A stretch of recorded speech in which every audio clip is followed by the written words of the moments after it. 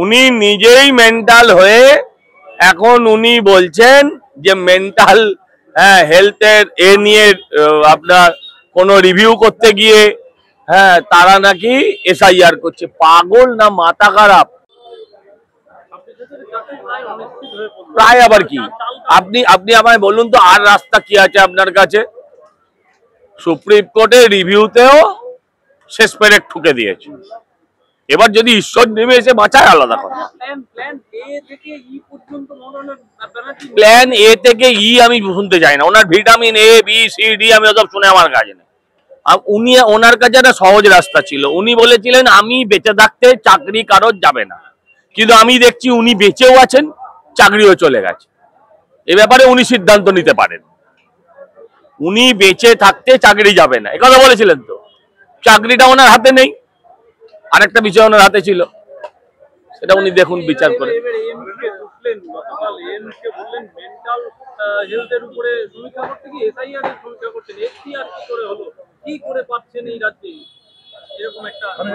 আচ্ছা, হ্যাঁ হ্যাঁ,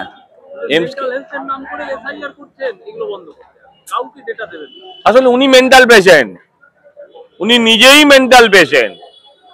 উনি নিজেই মেন্টাল হয়ে এখন উনি বলছেন যে মেন্টাল হেলথের নিয়ে আপনার কোনো রিভিউ করতে গিয়ে তারা নাকি এসআইআর করছে। পাগল না মাথা খারাপ? এ কি?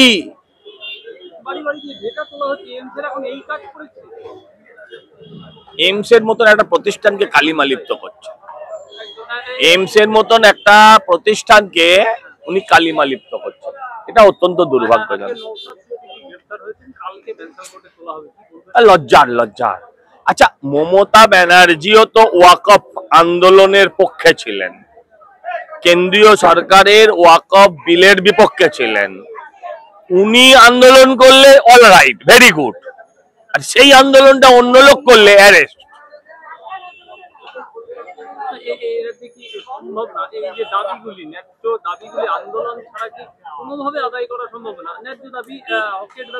আপনি আন্দোলন করেও কোনো দাবি আদায় করতে পেরেছেন কিনা আগে দেখান। সবচেয়ে বড় আন্দোলন আমার জন্মকাল থেকে আমি যেটা দেখলাম সেটা হচ্ছে অভয়া আন্দোলন। কোন দাবিটা ডাক্তাররা আদায় করতে পেরেছিল? কোন দাবিটা?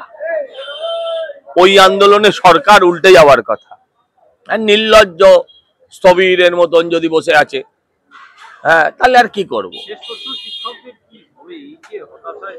ঈশ্বর বলতে পারবে, আমার পক্ষে বলা সম্ভব। সুমন বিশ্বাসকে হঠাৎ করে গ্রেফতার করা হয়েছিল কালকে, আপনি জানবেন যে তারপরে তাকে নিয়ে গিয়ে 5:30টা পর্যন্ত এই মগরা থানায়